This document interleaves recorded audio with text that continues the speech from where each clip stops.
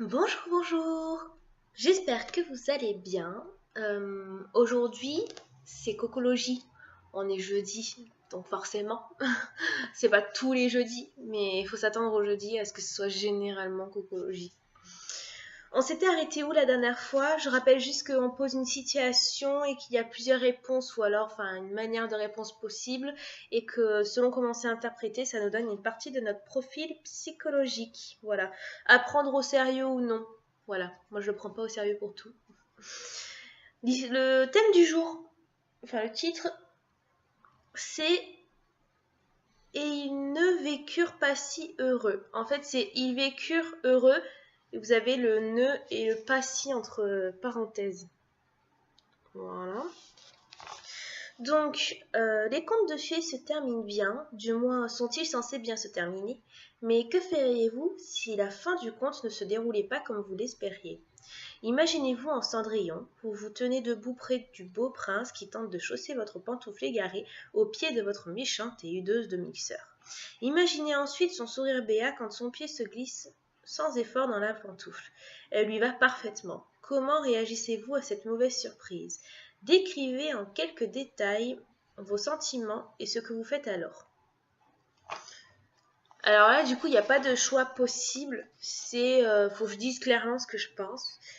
Franchement, je suis Cendrillon. Genre, on remet le contexte, quoi. Mon père meurt, ok. Je suis Cendrillon, hein. Mon papa, il est pas mort. Mon père meurt. Ma belle-mère est une pourriture avec mes deux belles-sœurs, mes deux demi-sœurs. Je fais le ménage tout le temps, je suis la souillon, je m'occupe de nanan, je chante avec des rats et des souris pour qu'on me fasse ma robe. Non, ça c'est un peu trop Disney, mais bon, voilà. Non, clairement, Cendrillon est malheureuse. Et que d'un coup, la pantoufle, en fait, lui va parfaitement. Oh, j'aurais deux réactions possibles. Soit, je me dis, ah là, ah là, mais je n'agis pas, je fais rien. Soit je me dis, c'est que c'était pas pour moi, je le méritais pas du coup. Voilà. Je peux pas choisir entre les deux. Mais forcément, je pense, je vais mélanger les deux. Je pense que je me dirais, c'est peut-être pas juste, mais je l'accepte. Peut-être pas le mot pas juste. Plus, pourquoi elle? Pourquoi elle et pas moi? Et bon, bref, en gros, voilà. Je serais dégoûtée, mais je le comprendrai et je tracerai ma route, quoi. Je ferai autre chose. Voilà. Donc, solution. Je ne sais pas sur quoi on va tomber.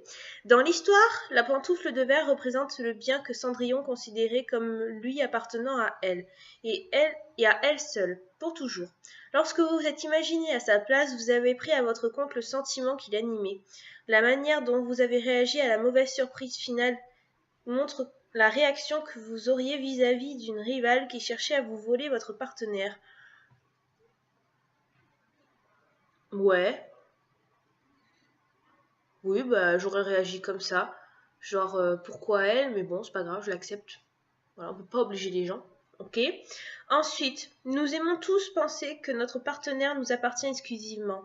Il y a cependant de nombreuses manières d'exprimer ce sentiment. Qu'avez-vous fait pour récupérer ce qui vous appartenait de droit? Ah!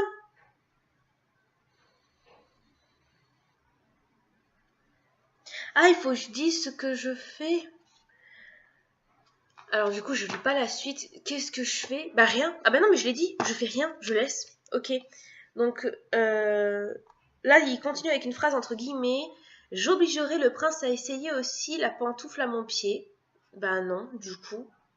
Que vos partenaires regardent autour d'eux un peu avant de décider que vous êtes l'unique personne qui compte pour eux ne vous effraie pas. Votre confiance en vous est admirable, mais que feriez-vous lorsque le prince décidera qu'il y a des myriades de pieds auxquels il n'a pas encore essayé de pantoufles? Ok, et je pense qu'il y a une suite, oui. Alors la suite, c'est j'accepterai la tournure des événements comme un coup du sort et je continuerai mon petit bonhomme de chemin. Ouais, voilà, c'est ce que j'ai dit. Avoir la patience est un signe de sagesse, mais quelquefois, il est important de se battre pour garder ce qui nous appartient. c'est pas faux. Et ensuite, dernier point, j'attraperai la pantoufle en verre et je donnerai un coup sur la tête de mon horrible demi-sœur. Non, moi j'aurais pas fait ça, mais ok. Cela peut faire du bien d'exprimer son ressentiment, mais le prince pourrait ne pas apprécier que sa future épouse soit impliquée dans un crépage de chignon. Voilà. Bah écoutez, c'était la petite cocologie d'aujourd'hui. C'est vrai que moi j'avais dit que j'accepterais comme c'est. Alors, est-ce que je suis patiente? Les gens qui ne me connaissent pas bien et dans le domaine professionnel me diraient que je suis très patiente. Mais très patiente. Parce que justement, comme je suis dans le domaine professionnel, je reste en mode digne. Et de toute façon, vu que je suis nounou, je ne peux que être patiente parce que je ne peux pas corriger l'enfant. C'est pas mon enfant. C'est pas à moi de le faire. Et quand je dis corriger, c'est une punition ou dire ne fais pas ça ou enfin j'en sais rien. Après bon, ça concerne les parents. Voilà. Moi je m'occupe de l'enfant pendant que les parents ne sont pas là. On fait des activités. Moi le but c'est d'occuper l'enfant et de rigoler. Voilà. De faire passer du bon temps à l'enfant. Après s'il y a des caprices et des trucs comme ça, généralement je ne dis rien. Parce que je suis pas sa mère. Donc j'ai pas à... Parce que ma réaction, pour les parents, si les parents me voient réagir, ils peuvent dire mais pour qui elle se prend? Voilà. Donc du coup, et je crois on me l'a déjà dit, que je suis très patiente. Mais ça c'est dans le domaine professionnel. Voilà, comme ça vous connaissez un de mes gros défauts. C'est tout pour aujourd'hui.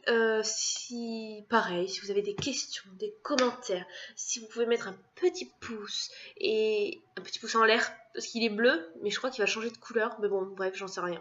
Voilà. Et si vous pouviez vous abonner, ça m'aiderait trop. Voilà. Je vous fais de très gros bisous et je vous retrouve très très bientôt dans une prochaine vidéo. Bye bye!